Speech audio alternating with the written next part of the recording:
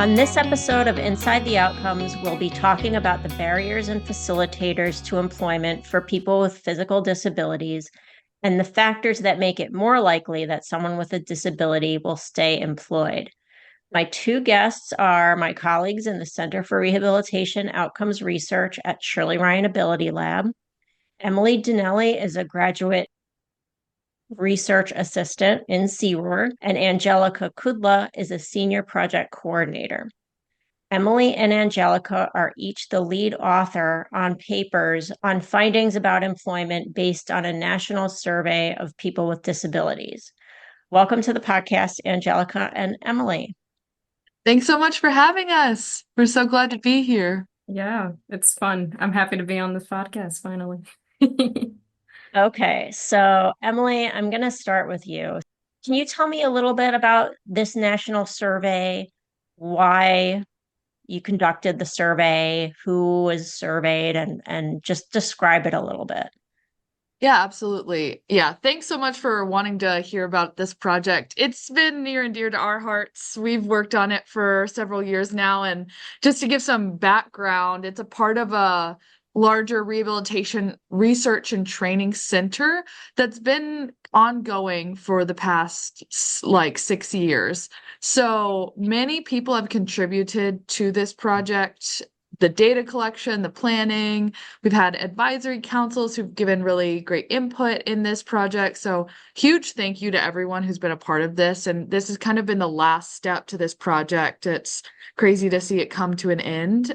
But yeah, big thank you to everyone. And in this survey, we really wanted to understand the experiences of employment for people with physical disabilities in particular, because that's mostly the population we serve at the Shirley Ryan Ability Lab. And we wanted to understand it both from the employee's perspective and the employer's perspective. Today, we'll really just be focusing on the employee perspective through our papers, as they were both focused on the employee survey. But throughout the project, we really wanted to understand this phenomenon through a holistic view, both sides of the story, to understand really what it means for a person with disability to return to work, what barriers exist, what role job accommodations play in that returning to work and maintaining a job, and what rehabilitation professionals and employers can focus on to improve employment rates and retention for people with physical disabilities. And we really did focus on the needs of people with physical disabilities because we know there are disparities in when it comes to employment for this population. People with disabilities historically have higher rates of unemployment compared to those without disabilities. Yet many people with disabilities are willing and able to join the workforce, but just may need the appropriate accommodations to do so. So because of this reality, we really wanted to gather data that was representative of the United States, a national sample that could be generalizable to people all over to help support the needs of people with disabilities with joining the workforce.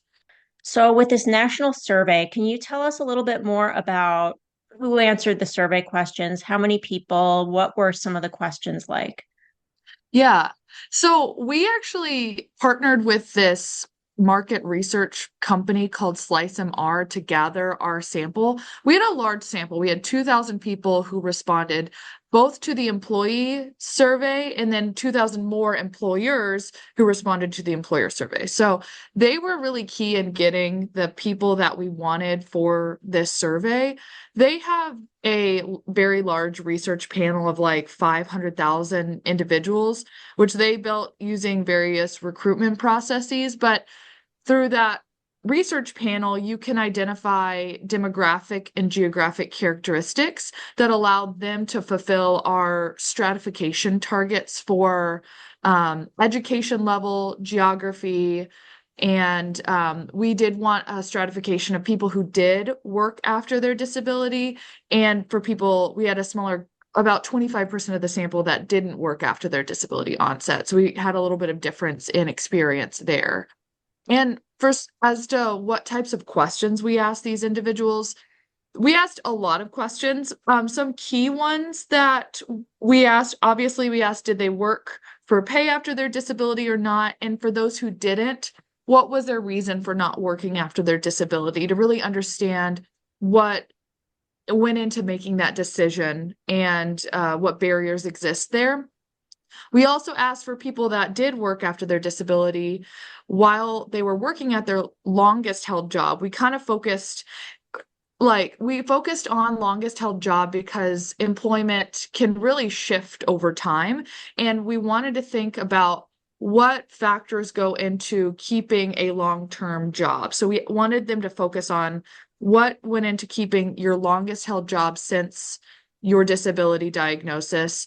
And we asked how important were the following for working after your disability. And questions, or some of the the questions were, was it important to have opportunities for advancement in the workplace? How important was it for making enough money to pay your bills, for having financial security to support yourself and your family, and having health benefits and disability insurance? Those types of factors, how important were they in your decision to stay working at this job? We also asked questions about, were they promoted? Did they receive help from family and friends with keeping their longest held job? And what factors affected the ability to stay at that job? So we have a lot of information, and we can't talk about it all now, but we did ask so many questions. I additionally just will add that the national survey, since as Emily mentioned before, this was a project that went on for several years, so we had a Midwest survey. And so we had a bunch more questions there. So we kind of went through a trial and error of which questions and which factors we really wanted to focus on. But the main key points were that we really wanted to look at like personal identifiable, health related, disability related factors, as well as employment related factors, like how the job treats them. And then obviously because of the grant and our project being really focused on job accommodations, we had very large amount of job accommodation questions as well, which, as Emily said, there was a lot of information. We can't talk about it all today, but I'm sure we can share some. Well, I want to mention that, yes, this was all supported by a grant, and it was supported by a grant from the National Institute on Disability, Independent Living, and Rehabilitation Research. We want to just make sure people know that. So, Emily, what were some of the findings? So we looked at both person level variables and work related variables, and what role they play in returning to work after disability onset, and also maintaining employment at a long-term job after disability onset.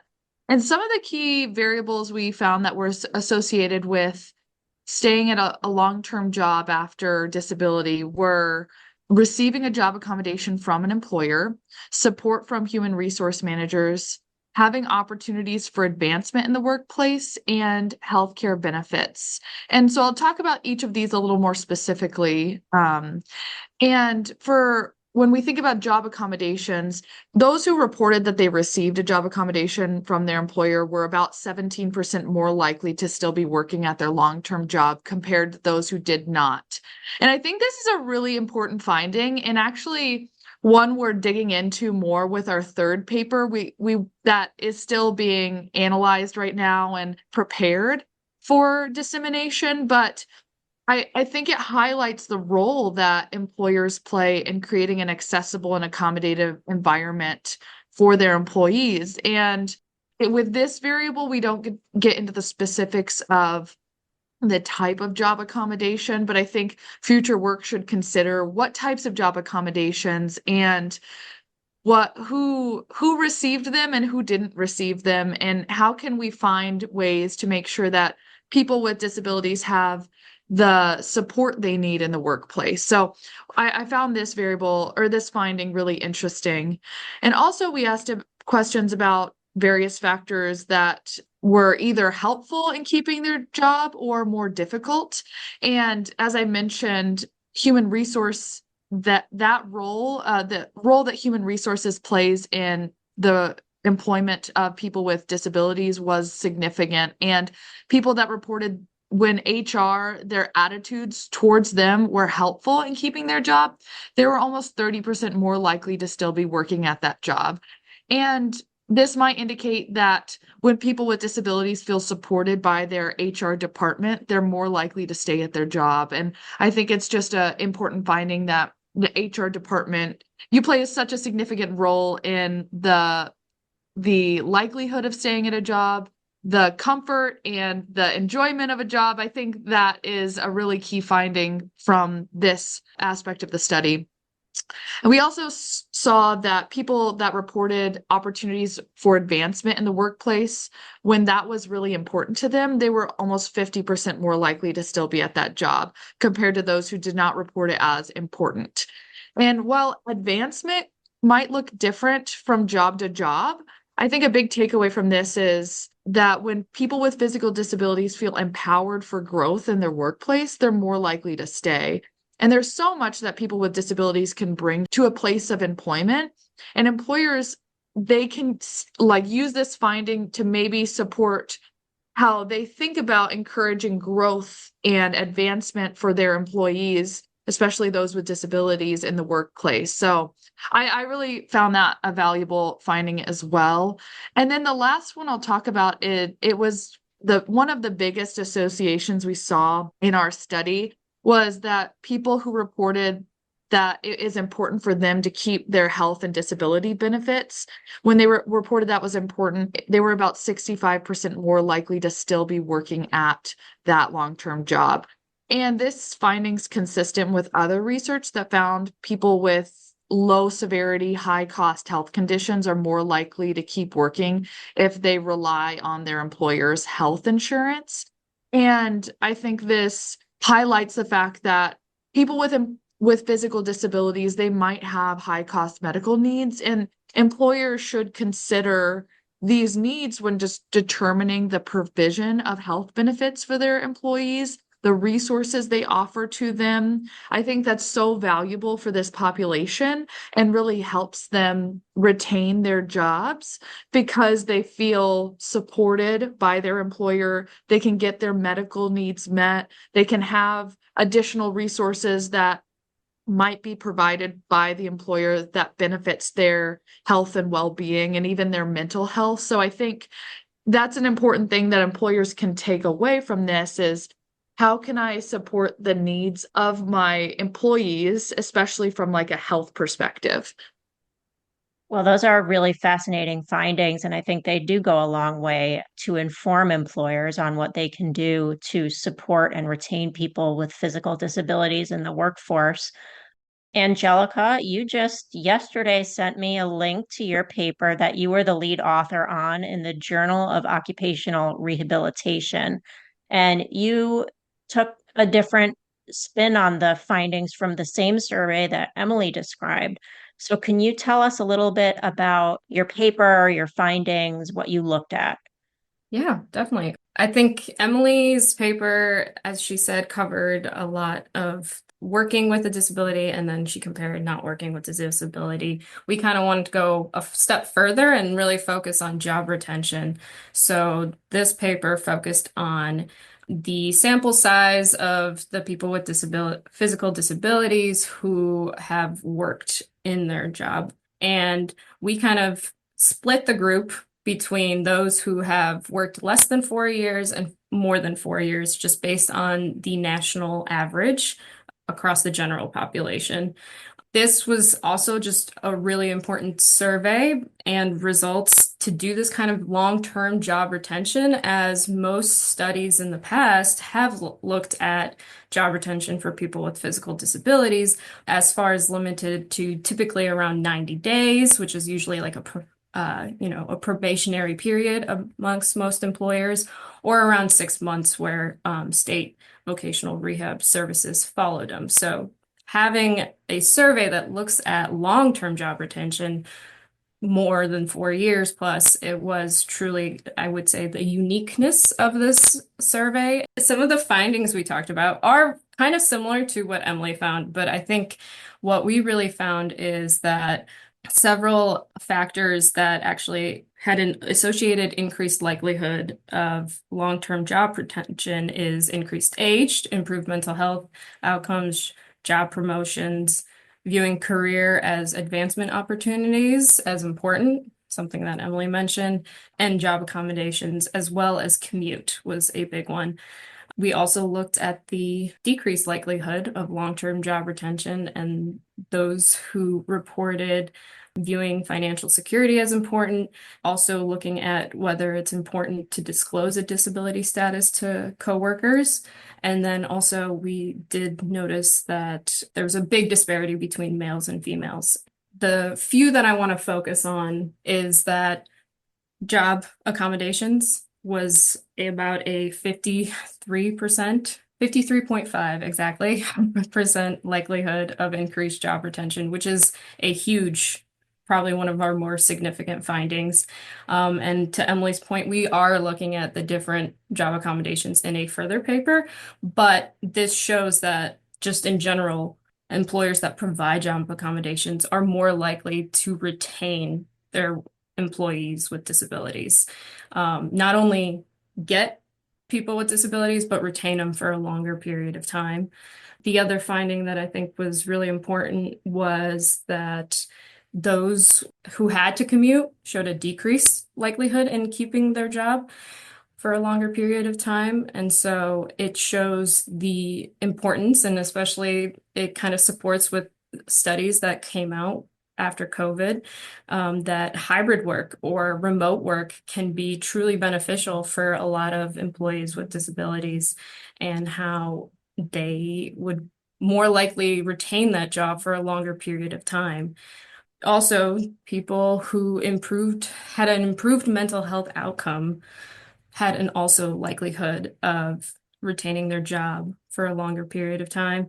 And I think that's a really important finding, that it also is like a binary finding where individuals who have disabilities are more likely to stay at their job if they have improved mental health. But also, there are studies out there that show that people with disabilities have better mental health who are employed than those who don't. So really having employers who can support people with disabilities with employment assistant programs, having resource groups for people with disabilities, having supportive coworkers and supervisors and overall leadership can go a really long way for the job retention of people with disabilities. Now, you mentioned that there was a big difference in men and women that you found. Can you talk a little bit more about that? Yes, we did find that females had a decreased likelihood of staying at their job longer, basically. It is a finding that is unfortunately common and consistent across the board for people with disabilities as well as people without disabilities. I think the key takeaway for the discrepancy between male and female is a big one. And I definitely think that is something that needs to be further researched into why. And also, the other thing I would say that also needs to be researched why is exactly the mental health discrepancies there too, because that could be important, as well as financial factors, family factors, your living situation kind of all comes together as to maybe why we see that discrepancy between the male and females. Yeah, and I'll add to that. I feel like whenever we think about females and the role of work, it can often women, and this would mean we would need to further research this, but often women have so many roles of they're often caregivers in their home. They're often working, and often like in they could be taking care of other family members, not just children. And so I think it would be really fascinating to look at the roles that these women had that responded to this survey, and how the onset of disability impacted their ability to participate in the community, to reintegrate into those roles. It's hard to say exactly why that disparity exists. We do see it's consistent across other areas of research, but I think it highlights the need for more research focused on females and their experiences, their health outcomes, and hopefully future studies do focus on this phenomenon. I agree. And I think even our sample size, like taking away statistical analysis, our sample size of women and females, I should say, that worked less than 4 years is greater than those females that worked more than 4 years, and kind of supports the fact that we do need more research on it. Unfortunately, it's a study and finding across a lot of different areas, and we found it pretty consistent with people with disabilities and people without disabilities as well. So we kind of touched on some things that employers could do to help support people with physical disabilities in the workplace, but what are some policies that can help people with physical disabilities remain employed? If a employer isn't providing a job accommodation, having policies that maybe provide other supports, like I said, employee resource groups, making sure that they offer some kind of health advantage, wellness, overall general groups could be really important. And I think the clinical implications is that vocational rehab counselors know of these struggles of employment, but really focusing on regular PCP doctors and PTs, OTs being kind of a interdisciplinary group that really helps people with disabilities get not only back on, back to work, but making sure that they keep their job for longer times, and then that way improve their overall health outcomes as well. So, as we talked about, you each have pulled out different kinds of data from this national survey, but we're not done plumbing the depths of the data here. We are actively working on a third paper regarding this employee survey, and this paper is really digging into the nitty-gritty of job accommodations. We looked at 28 different job accommodations, and we are looking at what person-related variables and work-related variables are associated with their tenure. So whether we're looking again at that threshold of, are they working beyond that 4-year threshold, which is the national average, or not, as well as their satisfaction. And I'm really excited about this paper because I don't know of many other papers that have gone into the depths of the different types of job accommodations that are received, as well as the different industries these people are working in, if they're self-employed or if they're not self-employed, if they're in a goods producing industry versus a service producing industry. And through our models, we're going to be able to control for those variables to then look at how impactful each specific job accommodation is on their tenure and their satisfaction. So that's on the horizon, as well as our papers focused on the employer survey. So we'll have several papers that should come out of that survey as well. But the next one up is this job accommodations paper. Well, I am looking forward to having both of you back on the podcast. And I know that the survey looking at specific job accommodations is led by Deborah Crown, who's part of our group, and she will certainly be a guest on the podcast to talk more in depth about that one. But I just want to thank you both for being on. This has been an insightful conversation, and looking forward to what's next. Thanks, Sharon. It's been great. Yeah, this has been awesome. Thanks for letting us share.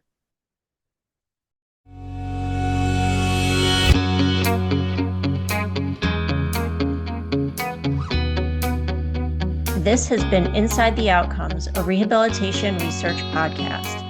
This podcast is supported by the National Institute on Disability, Independent Living, and Rehabilitation Research. I'm your host, Sharon Parmet, signing off.